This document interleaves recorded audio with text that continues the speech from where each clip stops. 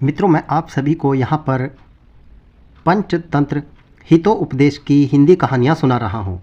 यह कहानियाँ नैतिक शिक्षा से भरी हुई हैं। आज की कहानी है, वर्धमान नामक शहर में एक बहुत ही कुशल व्यापारी दंतिल रहता था। राजा को उसकी क्षमताओं के बारे में पता था, जिसके चलते राजा ने उसे राज्य का प्रशासक बना दिया।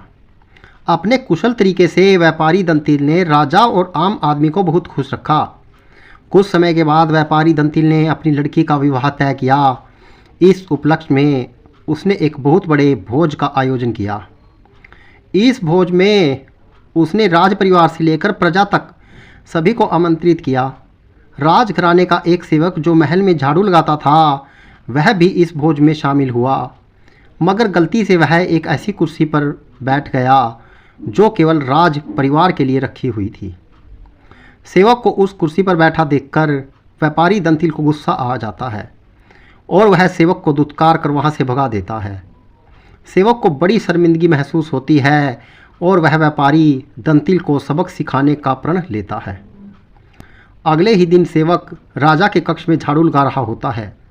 वह राजा को अर्धनिद्रा में देखकर बड़बड़ाना शुरू करता है। वह बोलता है, इस व्यापारी दंतिल की इतनी मजाल कि वह रानी के साथ दुर्व्यवहार करे।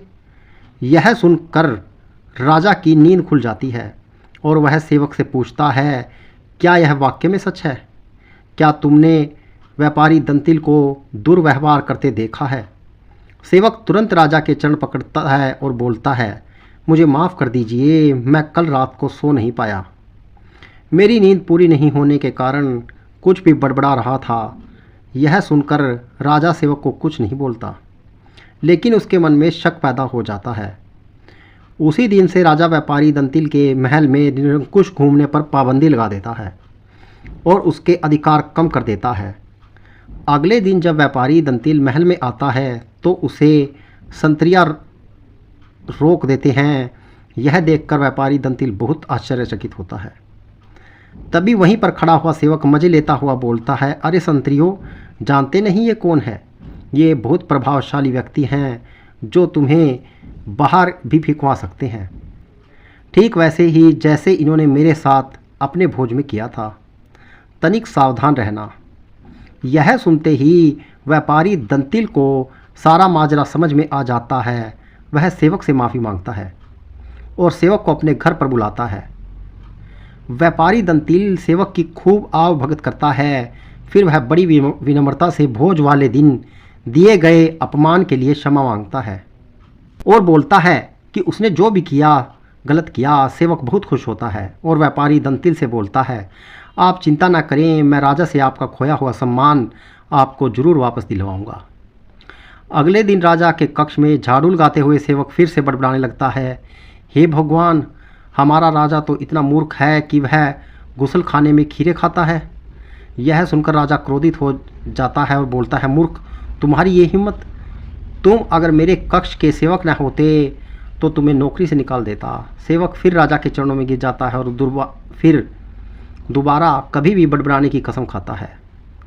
राजा भी सोचता है कि जब यह मेरे बारे में इतनी गलत बातें बोल सकता है तो इसने व्यापारी दंतिल के बारे में भी गलत बोला होगा। राजा सोचता है कि उसने बेकार में व्यापारी दंतिल को दंड दिया।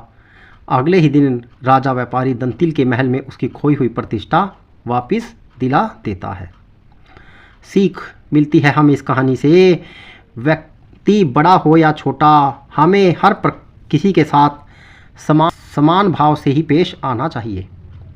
दमनक ने यह कथा सुनकर संजीवक ने कहा, ठीक है, तुम जो कहते हो वही करूँगा। तब दमनक उसे साथ लेकर पिंगलक के पास आया। बोला, महाराज, मैं संजीव को ले आया हूँ। संजीवक ने भी पिंगलक को नमस्कार किया और पास ही बैठ गया। पिंगलक ने संजीवक बैल के ऊपर अपना दाहिना हाथ रखते हुए पूछा, आप इस वन में कहाँ से आए? यहाँ कुशल से तो रहते हैं। संजीवक ने अपनी सारी कथा उसको सुना दी। पिंगलक ने उसकी कथा सुनकर उसको कहा कि तुम निडर होकर मेरे द्वारा सुरक्षित इस वन में विचरण करो। इसके बाद पिंगलक ने अपने जंगल का राजकाज नए मंत्री करकट और दमनक को सौंप दिया और खुद संजीवक के साथ आनंद से रहने लगा। संजीवक ने कुछ दिनों में ही अपनी बुद्धि के प्रभाव से जंगली पिंगलक की हिंसक आदतें छुड़वाकर उसे ग्राम में धर्म में लगा दिया। पिंगलक भी उसकी बातों में रुचि लेने लगा। उसकी हिंसा की प्रवृत्ति समाप्त हो गई। अब वह हिरण और दूसरे जानवरों को अपने नज़दीक नहीं आने देता था। करकट और दमनक को भी दूर ही दूर रखता था। परिणाम यह हुआ कि सिंह के शिकार से बचे हुए भोजन से ही पेट भरने वाले छोटे छोटे जानवर भूख से व्याकुल हो गए। करकट, दमनक और दूसरे जानवर इस स्थिति पर चिंता करने लगे। वे सोचने लगे कि जब भगवान शंकर के गले में लिपटा हुआ सांप गणेश जी के वाहन चूहे को निगल जाना चाहता है, तब कार्तिकेय का वाहन मोर शंकर जी के सांप को खाना चाहता है। जब सांप को मारकर खाने वाले मोर को भी पार्वती का वाहन सिंह खाने की इच्छा रखता है, तब यह अहिंसा का नाटक क्यों? दमनक ने करकट से कहा, अरे भाई, अब तो पिंगलक और संजीवक ने ऐसी प्रागढ़ मित्रता हो गई है कि पिंगलक हम लोगों से विमुख ही हो गया। हमारे कितने ही साथी भी भाग गए। हमें राजा को समझाना चाहिए। मंत्री का धर्म है कि वह ठीक समय पर राजा को समझाए। करकट ने कहा, तुमने ही तो यह आग लगाई है। तुमने ने इस घास चरने वाले जानवर को हमारे स्वामी का मित्र बनाया है। दमनक बोला, यह सच है दोस्तों, मेरा ही है, पिंगलक का नहीं, किंतु मैंने जैसे उसकी मित्रता कराई थी वैसे ही अब उनकी मित्रता को भंग भी करा दूंगा।